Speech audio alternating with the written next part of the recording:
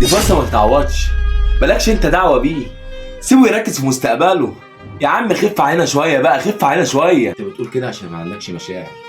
انت ما ينفعش تحس بحد. عارف الفلوس دي لو جت هيبقى انا عامل ازاي؟ انا هبقى قاسي. عارف لما يكون قلبك يبقى قاسي؟ والله العظيم انت هتضيعه. كفايه بقى انت وهو. في ايه؟ انتوا مش حاسين بيا؟ انا حياتي بتتدمر.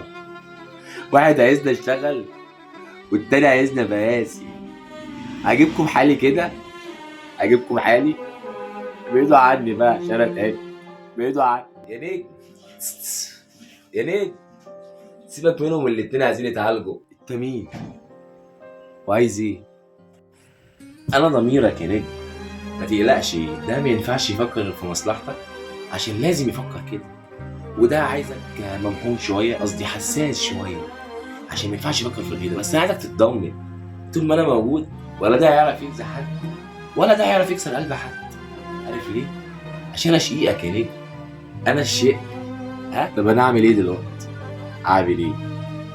اشتغل يا نجم. وانت بدل ما تفكر في مصلحته حط ربنا اساس في تفكيرك.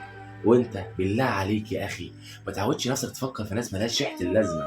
هو ربنا والعمل، ربنا والعمل. اتفقنا يا رجاله؟ خلصت. فعلا صح، عندك حق.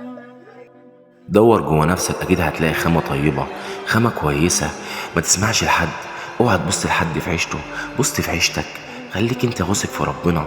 طول ما انت مع ربنا والله ربنا هيجبر بخاطرك. اوعى تبص لصاحب سوء، اوعى تبص ان هو بيعمل غلط ومحدش هيحاسبه. لا يا عم، خلي ضميرك يحاسبك، خلي ضميرك صاحي. والله طول ما انت جنب ربنا، ربنا هو اللي هيفوقك من اي حاجة انت ممكن تقع فيها.